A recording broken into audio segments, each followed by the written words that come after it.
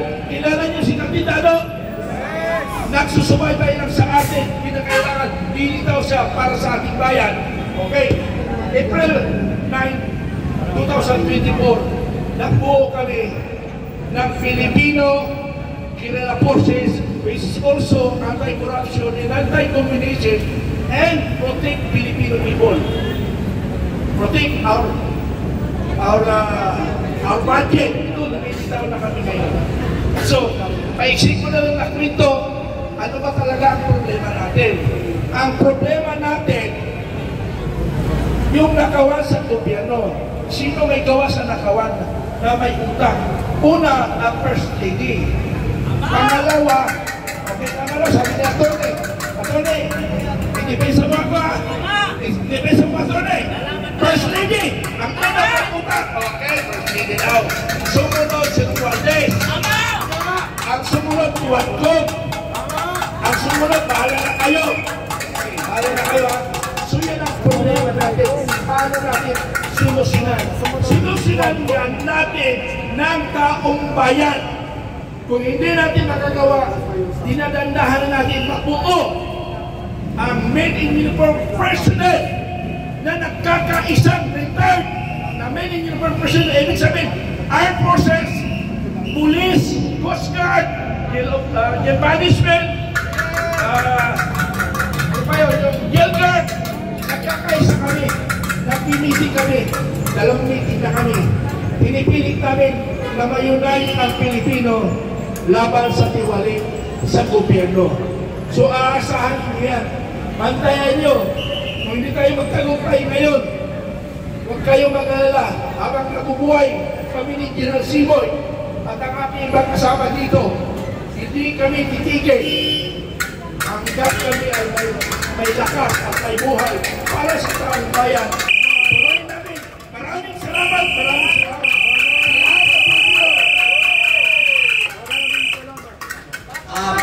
Announcement lang. Bukas, bawat isa sa atin na nandito, pwede ba mag-pinpin ng 2 tao? Pwede ba yun? Sikapin natin na bukas, times 2 na tayo. Anong oras? Every 5:30 using pen ranking. Okay? Maraming salamat kay Colonel Mitran. Buhayin natin ang ating mga dugo. Sabayan niyo si Eric before si General Simoy na magbibigay ng kanyang mga pananaw at iba pang mga grupo na nandito na nakikinig ang sagot sa malawakang pagnanakaw ng mga mamamayan. Pakinggan po natin Una, ang panawagan ito ay naglalayon na itumbok kung sino ang pasimuno ng pagnanakaw sa kabalang bayan. Ang budget ng gobyerno ay hindi magiging legal at operational kung hindi po yan pipirmahan ng presidente na magiging General Appropriations Act. Ibig sabihin po, kahit dinadaya nila Romualdez at ng mga kawatan na congressman at mga kasabwat nila sa DPWH, kung ang budget ay hindi pirmahan ni Marcos Jr. bilang Pangulo, baliwala din po ang mangyayari.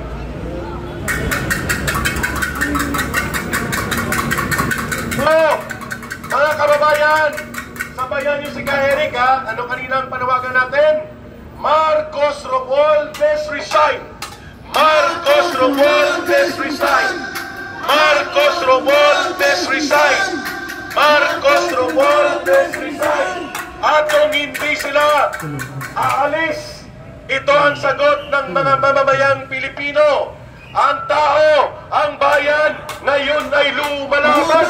Ang tao, ang bayan, ngayon ay lumalaban.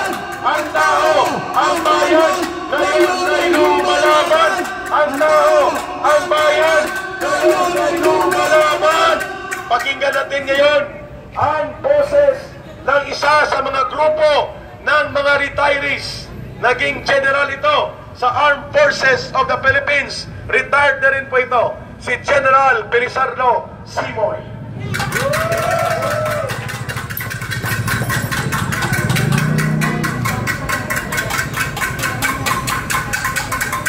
Magandang gabi sa inyong lahat.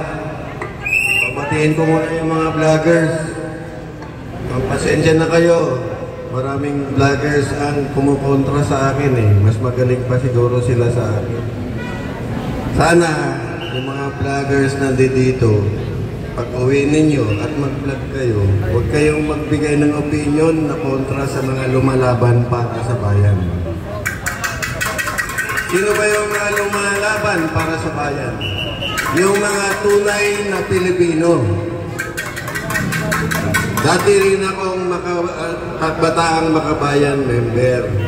Kaya lang, sinabi ng tatay ko, if you want to change the government, try to join the government so that you can make the changes inside the government.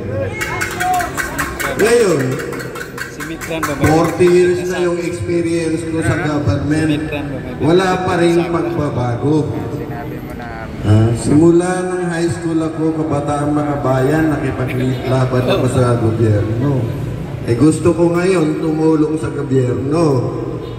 Pero, ano ang nangyayari? Mukha yatang walang nangyayari sa bayan natin. For more than 50 years. Ganon din ang ipinaglalaban ng Communist Party of the Philippines for 55 years. Hindi rin sila matatalo. Bakit? Ganon pa rin ang ginagawa ng gobyerno sa ating mga kababayan. Kaya nandyan pa rin ang Communist Party of the Philippines. Siguro, pag maayos ng gobyerno ang pamamalakad sa ating pamahalaan, ay mababawasan ng mga lumalaban sa gobyerno, particularly yung Communist Party of the Philippines. Hindi naman natin sila hinihiwalay sa atin dahil sila ay kapwa nating Pilipino. Tama naman ang ibang pinaglalaban nila maliban sa mga propaganda na sinusunod nila sa kanilang konstitusyon. Ang Communist Party ay kunwari lang na lumalaban sa ating gobyerno, pero kunwari sumusunod sila sa ating konstitusyon. Pero sila ay merong sariling konstitusyon na sinusunod.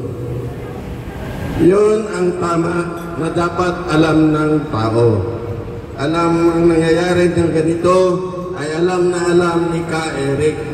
Magpapasalamat tayo kay Ka Eric dahil sa kanya ay nalalaman natin ang tunay na pinaglalaban ng Communist Party of the Philippines. Marami na rin akong nakasama na miyembro ng Communist Party of the Philippines. Kaya lang ang aming pagsasama ay sa magandang paraan. Tumutulong sila, kagaya ni Caruben Guevara, na namatay na lang, hindi pa tapos yung pinaglalaban.